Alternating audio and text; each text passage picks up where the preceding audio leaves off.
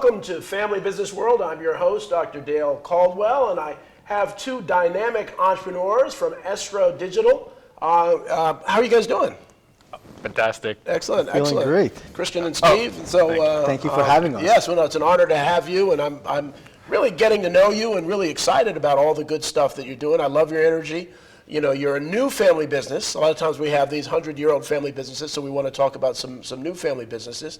So first, tell me, how'd you get started? Where did you guys grow up, and how'd you get into this business? Oh, fantastic. So to start off, my brother and I were both born and raised in New Jersey, very local.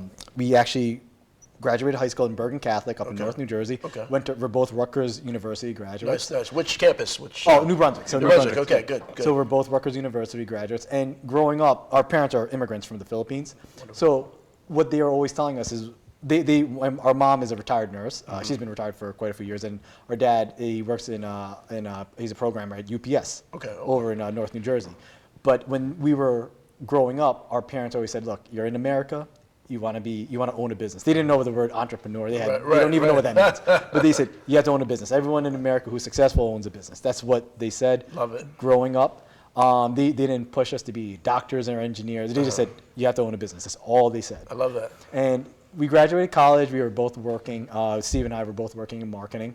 And eventually we saw with social media, with digital, and all that happened in the mid-2000s, where it just totally changed everything. And we both said to each other, you know what, let's stop what we're doing. Let's really focus on this digital thing. Steve and I were really good at programming websites. Not the best, but we do understand how it works. And we understood that everything was going towards social media and digital marketing. Wonderful. No idea where we were going with it. We just decided, let's just do it.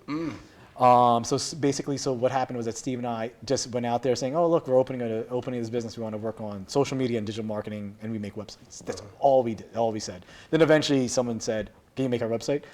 We kind of knew what we were doing, kind of not. So basically, you know, it was just played it by ear. It was always that entrepreneur spirit. I was like, let's go into the wild West and see what happens. Now, was this right out of Rutgers, or Steve? What did you do? Did you right out of Rutgers? You guys did this, or? Well, then the story's going to get a lot longer then, actually. So thank you for asking. Yeah. Right out of Rutgers, actually, I was working in experiential marketing. Okay. Familiar with the term? No. Okay. Tell our audience what's that all about. So experiential marketing, for one, if you've been in the supermarket where they used to before pre-COVID, right? They would give up food samples. Right? Yeah. That's experiential marketing. Okay. It's the experience of I see. marketing. You got to feel it first before you buy it. You got it. Yeah. That was actually the slogan. You got to try it before you buy it. Right. So you do that, trade shows, mobile tours. Okay. At one point, we were moving 18-wheelers. Really? Yeah. A whole different and life. What products were what? Big products. Okay. It only works with like consumer packed goods, things that just require. Nestle products or things that Pepsi. require a lot You both did that, or? Actually, yes. At a time, we're a lot older than most people think we are. Actually, I'm not a baby boomer. Right. But actually, I graduated Rutgers in 2000. Okay. So that's almost 20, 21. Well, that's still young, you know. You look great. It's everything's relative. You look great. So You look great. You look great. And so you had some life experience, and I think that's important for the audience to really know that you know you didn't just kind of jump into this and did this. You actually learned a lot, and that experiential marketing, I bet, helps you now as you do stuff. Exactly. That is. I noticed it when I talked to other entrepreneurs. There was always, we just started. I even did it myself when we were just talking. But we actually had a whole professional experience working at different corporations and just working together with it. And some good and some bad. And so I've learned that sometimes the bad things you learn more from than the good things. Yes, especially when it comes to running your own business. Yeah. I would say that most of the time when you work in a family business or small business, the bad things usually has to deal with finance and operations. Right. And we figured that out really early in our lives. So that's when we actually came about saying, you know what? If we just focus on sales, operations, and finance because of our previous experiences, then we can actually run like some sort of flywheel when it comes to our business. Right. Excellent. So what other jobs did you have in between? Because I think it's important for people, because sometimes people have jobs that are totally seemingly unrelated, but they've learned something that helps them be successful in their business. Is that what you really did, experiential, or did you do anything else? Experiential, then I actually worked at a corporate job Okay. And worked in pharmaceutical Okay. marketing and advertising. Okay, good. That's Right. We'll fast forward today. Obviously, we do medical marketing and things like that. We could Right. talk about that later. But back then, it was pharmaceutical marketing. That's at the time we were doing things like these trade shows with the doctors and okay. things like that. Okay. Totally So different space. pharmaceutical sales, is that what you did? Or- Not sales. Sales is Okay. like face to face, Right, hands-on right, kind of thing. but- But this is more when you get doctors together and you start Okay. talking about the new medications coming out. What, did you do that too, or? No, I was actually working on, they call it activations. Okay, Brand okay. activations Okay. for Pepsi, for like Sierra Mist. Oh, really? Or any, like, I was there when they launched Sierra Mist. Okay. So we would just go out there, we'd do something called the Sierra Mist Challenge across the country, or Right, across the whole right. Northeast. I think I remember that, yeah. Yeah, Oh, you exactly. remember? Yeah, Wow. yeah. So Yeah. you would do it with a competitor, which one's better. But yeah, so that's what I was doing right after college for a few years. So there was a lot of experience that Steve and I had before we launched Estro Digital. And that is, I think, a lot of stories forget. It was a good point that you brought up. A lot of stories that, oh no, actually we had professional lives before this. Right. It's tough because I totally forget about what we did when Yeah. we were working, Yeah. per se. But it played a big role. And you can share what our parents said when we. Oh, Yeah, well, because when we were working, when we decided we wanted to become more entrepreneurial or start our own business, Right. our dad said, "Oh, entrepreneurs! I heard about that. I heard there's a fine line between entrepreneur and unemployed." right. So that's what he said. But yeah, we were basically unemployed for a while because we didn't know how to bill our clients. But it is true though. Like there was a whole lot of experience we had. Right. So that would get us. That catapulted us to become more entrepreneurial. Yeah, and that push, and so. But I've heard people say that when you're an entrepreneur, you wake up every day unemployed because you've got to earn your money that day. Exactly. And it's an exaggeration, but it's a good way to think. And it makes you more responsible. Right, You right. know, I think you become more responsible that way. It's up to you. Yeah, You know, it's up to you, It's yeah. up to you. This is your life. You're the master of your own destiny, Mm-hmm. right? And it's what you make of it. And you start realizing what's meaningful. Right. You know, Right. so. And if you do the right thing, then you're passionate about it. So you're not working a day. That's the other side. You wake up unemployed, but you're actually not working a day. I love the energy you guys have. I mean, it's clear you love what you do. Oh, I mean, it's very, very clear. And we've got to interact a number of times. And so tell the audience a little bit about the product. What are you guys doing? Oh, great. So we do two things. Like we broke it down to two different things. Right. One is website development. So high-end, high-tech website development, like 100-page websites, web apps, mobile applications. Okay. And with that also comes with website maintenance. So anything to do to maintain any web application or website or web app or phone app. Okay. And the second part is in the digital marketing realm, where we do digital marketing. We really focus on medical marketing and professional service marketing. Oh, interesting. Okay. Yeah, so in the digital marketing, the whole gamut of being a full service digital marketing agency, from their website to their Google ad partners, Facebook Blueprint certified. We started buying ads throughout different avenues in the digital realm. So anything with remarketing, retargeting, in different networks. So that is specifically for the medical clients and professional service clients. Okay. So we handle all their social media buys, but that's where we focus on mostly is in that medical realm. So anything from urgent cares to multi-office dental practices, multi-office med spas, multi-office chiropractors, and like podiatry, like specialties. Right. So yeah, exactly. So anything to do with digital marketing in that realm or professional services, that's what we focus on. So would you say, are you SEO? Are you search engine optimization? Or is Yes, that- exactly. So Okay. anything to do with Interesting. those two industry or those two verticals.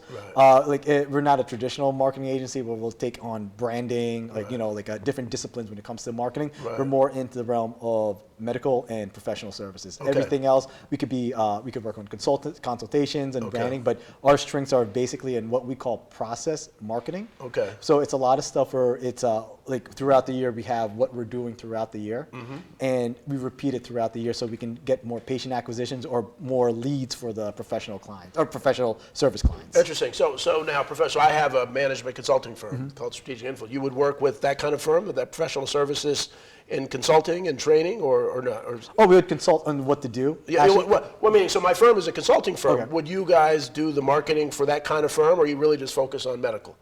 The marketing for medical, Yeah. but in your context, your business, the consultation if you want to show up online. Right. Because everyone, yes, like you that, said- that would be. Right, okay, that that's was the what we would focus, come okay. Yeah, because a lot of people say SEO, but then SEO is such a Right.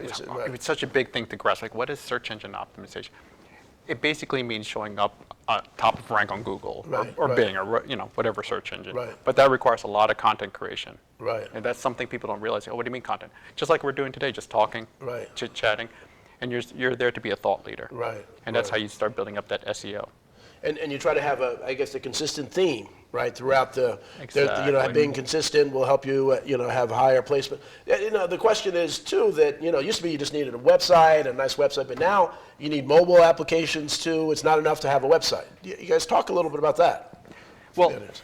mobile applications, that's a big project. Something about Chris and I, we're just going through a Google project management certification. Okay. Everything is just project management. So Right. if you're building a website, a lot of people, I'm just starting a website, or this is my second, third website, and you're a small, medium business. Right. Well, it's a project.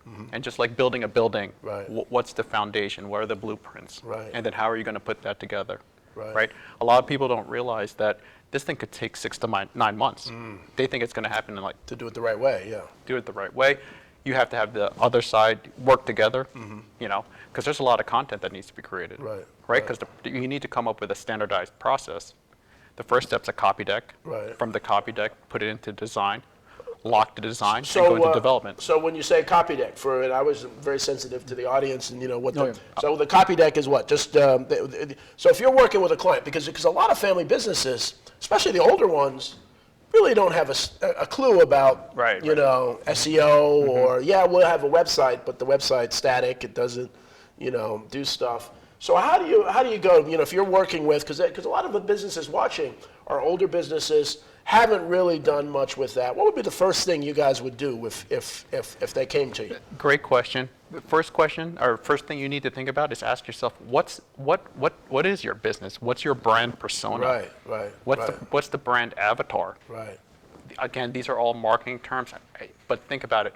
What's the brand about? Right. Why did you create the logo? Right. Again, we're not the branding guys. Right. But if you think about it in that context, oh, you know what? I created the logo and I created this company to do what am I trying to do? Where am I trying to do it? With whom am I trying to do it? And most importantly, why? Well, let's stop there. So number one is really, it's amazing how many companies don't know their brand. They've been around, they don't know their brand, they don't know why they exist. Well, we're a deli. We exist to sell food. No, well, you're bigger. It's bigger than that. And so I think that's a really, really important point. As I said, it does go by very quickly. We're going to take a break. A 15-minute break. We're going to do commercials, and then we'll come back. And I want to build on this because I think this is really helpful to a lot of the audience, who are sitting and saying, "I've never really thought about all this stuff." So we will see you back at Family Business World in a couple minutes.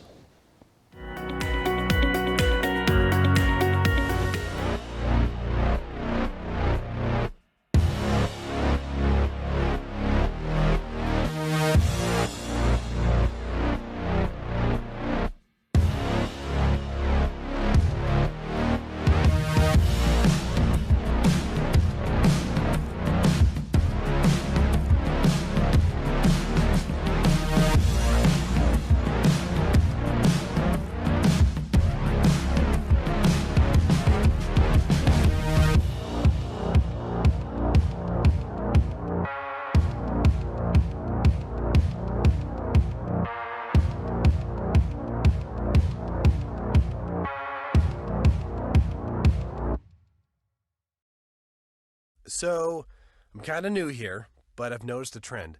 My human does this funny thing where she goes around and gets all my toys, and then she hides them in that basket by the door. But it's always the same basket, and it's always in the same place. And then she acts so surprised when I find them, but, she's putting them in the same basket. Again. It's like, hello, that's where you put it last time. You were the worst at hide and go seek.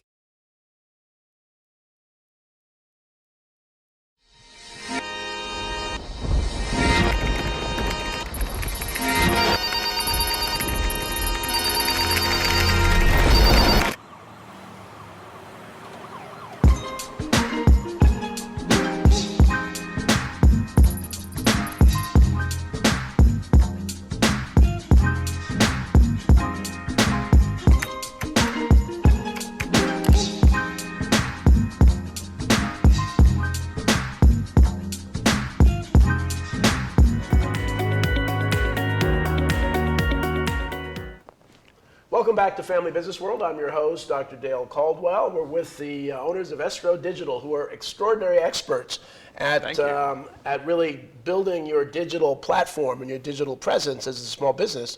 And as I said to you, many family businesses just don't think about this. We've been successful for 50 years doing it this way. Well, the world changes, and it's changing more often. So you talked about branding, and every business should try to think about what is their brand and why they exist. What's next after the brand? And then, after the brand, it's how you do your work. How do you do it? Okay. Right? But how do you do what you do? How do you do what you do? But that's a Right. given. Right. Right? That's why you've been in business 10, 15, 20 years plus. Right. But the question then is, maybe it's time to open up number two. Right. Maybe open up number two, right? But then you need a brand to back you up. Oh, I know that brand. Oh, I know. Oh, you guys are down there. Now you're over here. Right. Fantastic. Right. So. Well, let me ask you something now, which is a new thing that's coming up, is that people are having trouble finding people. So do you help people with the web presence to kind of help them make it attractive to new employees, or is that a new area of? Oh, that's actually that's so funny. That's you asked actually a that. coincidence. We're actually getting RFPs for employment recruitment campaigns, and That's a we big have deal. we have our own formula. Yes, we do help people with that, and it just depends on how many. Like when you look at it, like how many interviews equals a hire. Right. Then from the leads that come in, we can figure it out because it's a formula, right? Right. We do a lot of funnel strategies, and what we see is that the top of the funnel, that's what comes in, the leads. Right. Then you have to, when it funnels down, you do the interviews, and when from there you get the hire, right? Right, It's one right. big funnel strategy. Right. So basically, it's where are you in the realm of people looking, or not you, but the actual company. Right. Where are you? And that's where you have to fix the top of the funnel. Yeah. If you all the quality comes from the top of the funnel, then they have HR. Everyone knows how to hire people. Right. They've been, especially like family business, been doing Right. it for 50 to 100 years. But the top of the funnel problem, that's where we see a lot of improvements with every company that needs to recruit or to hire people. Right. And that's where we come in with consultation, or we build that whole funnel for them. And we see it, if you can fix that top of the funnel and get the quality coming in, then their own HR staff and the managers, they can actually funnel it to an actual hire of an employee. But most of the problems are coming in saying, wait, where do we find the people? Right. That's our job, is to find the people, because they're online, they're Right. on social media. Right. And depending on what they do, are they working with their hands, or are they more of a desk person, or they're working remotely? That's where the magic comes in when it comes to marketing, and it's all about that top of the funnel. Yeah. Yeah. Oh, and sorry. Yeah, just, go ahead. just Yeah, that. go- yeah. One secret tip: just share stories. Right. You have Success stories. Success stories. Businesses aren't just a family business. Some Right. have 50, 100, 200 employees plus. Right. Those are 200 stories. Right. Imagine you had a story per each personnel. Right. Why do you want to work here? Why do you love working here? Wow, that's worth the price of admission. And think about that, because people don't think. Well, first of all, most of these older businesses, family businesses, don't realize that the employees they're looking for are online, right? They're not looking at the newspaper, looking for that, or even looking at TV ads anymore. They're online, and so you need to really be better than your competitors online for the employees to be more interesting. Exactly. So that's where you have the brand, Right. and that brand equals trust. Right, And right. those trust become trust points when it comes to one, buying your services, two, hiring people. Right, And just right. think of it, it doesn't equivocate and it doesn't bifurcate. It's straight there, right in the middle. That this is the brand and the reason why we buy your products, and this is the reason why we work here. See, and I love that. And I love the stories thing, because I wrote this book on influence called Intelligent Influence. We're all products of our influence. And what happens is everything's stories, right? Even TikTok are story. Everything's Yes. stories. Yes. And so if you're going to connect with people, you got to give them what they need and what they want and what they respond to, and it's stories. Yeah, and I agree with that, because something happened during the pandemic. Right. Was that I think people had a reflection point, and I think a lot of people who are working decided, oh, this is what I actually want to do. Right. And a lot of people started growing, even though we were all locked down, But hope everyone's healthy. But a lot of people were saying, oh, you know what, I do want to change a career. I do want to figure out, well, how do I get into this? So that's where I think the top of the funnel comes in, like what Steve was saying with the stories. Right. You could say this place is meant for me just because I'm seeing success stories of people working. Right. And that's where work, and our mantra, work should be fulfilling, but life itself as a family business should be meaningful. Right. Right? That's we've been all through COVID. We know what happened, and we want to be closer to our family. And these are the things that change, and hopefully this is a good, like Chris called it, a reflection or inflection point, where together, you know what, we can get through everything together, right? As long as we stay together and we work as a family, that no matter what it is, health-wise or anything, we could just overcome it. You know? Well, you guys are younger than me, and I think a lot of people just don't understand this. It's like, did people lose work ethic? Why are there so many jobs and so many people? And I think you hit on it, that people really, because of the pandemic, said life is short. Yeah. What, Yes. how am I going to spend my time in life? Do I want to do a miserable job, or do I want to do something more satisfying? You know, and I'm sorry, I just want to mention one point. What you said there is that's why we do what we do, because we're here to build a legacy. Right, and right. Chris, if you could just share on his son. Oh yeah, I have a son, and he's 3 years old, and, and I just want to make sure that he has the best life that he can have. Right. That's something similar that our parents did, and ever since I talked to my parents, his grandma and grandfather, but they always laugh. He's like, Chris, calm down. We came from the Philippines. We had no money. We were like no job. We just said it was just a better opportunity in America, and that's what we tell. That's why I tell people is that the reason why we're so excited and just trying to get to that next level of business is because we saw the sacrifice that our parents went through, the hardship that they had, and it was hard, it was difficult, but they pushed through. They were able to get us through college, or through high school, then college, then help us join or help us build our business. But most importantly, they see their grandson, and they're saying, you know what, we're okay. And you're going to be okay. It's just as long as you have the opportunities, you can actually build that legacy and set them in the right path.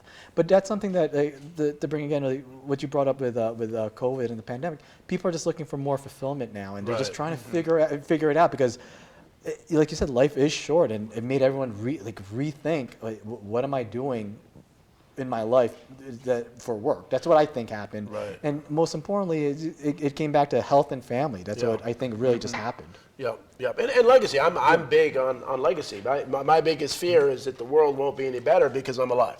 And then be a waste of life. I'm not one of those that go out and hang out and party and do this stuff, and then, why are you here?